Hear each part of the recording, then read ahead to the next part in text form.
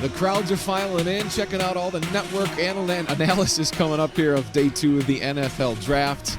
We've got our own big-time analysis here. The Athletic senior writer, draft analyst Nick Baumgardner is here. Do you want to gloat the fact that you called it? Let's go. That they could trade up to get a cornerback? We the Lions called it on the show, Brad. Don't give me we. You said it.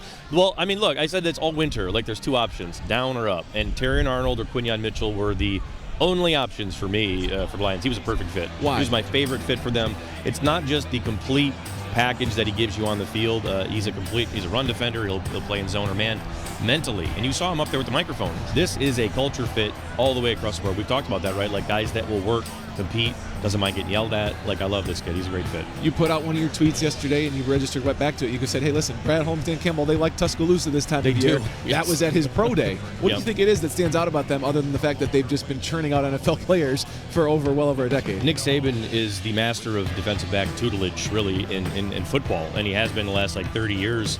So really anybody that comes out of there is a technician, and if you go play for Saban, you have to be willing to be coached hard. And that's really the thing I think the Lions were looking for, is a guy that they can, for lack of a better term, yell at, and he'll get over it and he'll move on. He's a really tough kid, and I think it's a great fit. There were some surprises in round 1. Michael Penix Jr. certainly one of those. The Vikings, Kevin O'Connell, their organization, apologized to J.J. McCarthy and said, I'm sorry we made you wait. We did trade up to get you, but it's going to put a better teamer on you. And he said, I would have waited till the second day for you to pick me. The fit there. Do you like J.J. McCarthy in Minnesota? Perfect fit. Minnesota was the best place for a rookie quarterback to go in terms of the future and the now. They have talent now and they have time to give you. So, yeah, I mean, that's a great fit. I think he was obviously super excited.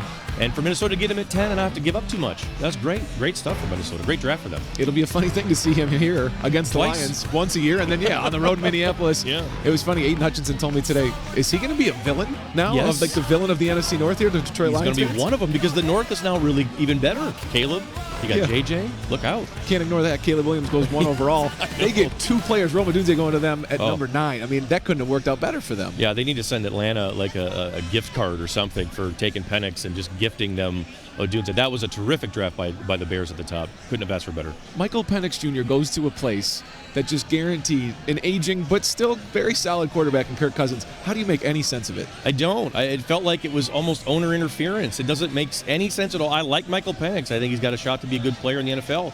But I feel bad for him. That's a tough situation. Cousins is 35, and Penix is 24. If you sit him for 4 years, he's almost 30. It doesn't make a lot of sense, but, he's a tough kid. He's going to have to overcome some more. I do feel for him a little bit. Nick has been a part of our coverage throughout this draft process and continue to follow his work on The Athletic. He's got live updates throughout the draft second round here. Nick, we appreciate it. Look forward to having you back on the show in just a little bit.